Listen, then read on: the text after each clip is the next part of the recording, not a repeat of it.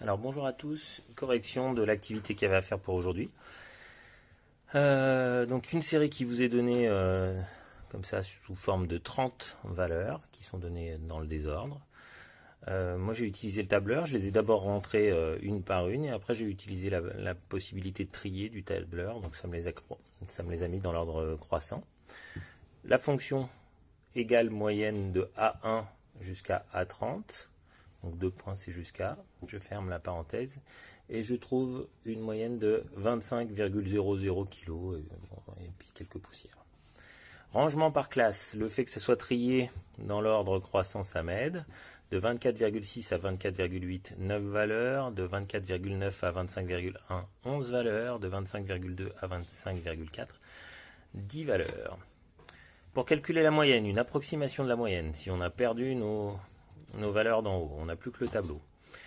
Donc on va utiliser la valeur centrale de chacune des classes de rangement ici. Donc par exemple pour 24,6, on a 24,6, 24,7, 24,8. Je vais prendre 24,7. 9 fois 24,7 plus 11 fois 25 plus 10 fois 25,3, ça me donne 750,3 que je divise par 30 pour avoir une approximation de la moyenne, 25,01 kg. On n'est vraiment pas très loin. Ensuite, on nous demandait un autre classement avec deux classes seulement, de même amplitude.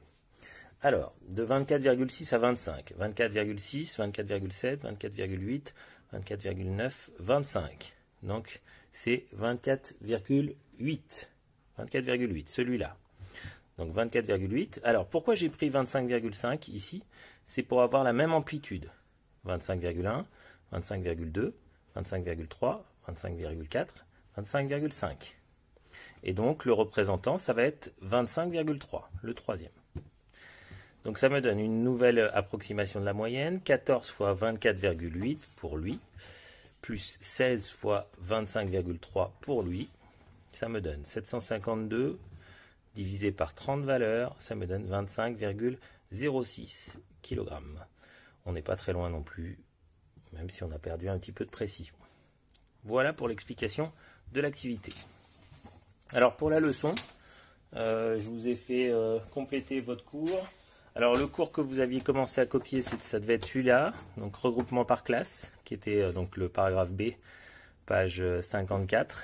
Et donc c'est sur cet exemple-là que je vais utiliser la même technique. Alors de 0 à 5 tours va être représenté par 2,5, de 5 à 10 tours va être représenté par 7,5, de 10 à 15 tours va être représenté par 12,5 et de 15 à 20 tours va être représenté par 17,5. Chacun de ces centres de classe, je vais lui appliquer le coefficient 35 pour 2,5, le coefficient 55 pour 7,5, le coefficient 87 pour 12,5 et le coefficient 23 pour 17,5. Donc je vous laisse regarder ce que j'ai copié dans Pronote. Ça me permet de faire une approximation de la moyenne sur cet exemple-là et je trouve 9,95 tours en moyenne. Voilà, je vous laisse recopier ça, ce qui est dans Pronote pour demain et posez-moi les questions sur la messagerie si jamais vous avez d'autres questions. Demain, je vous donne des exercices d'application. À demain.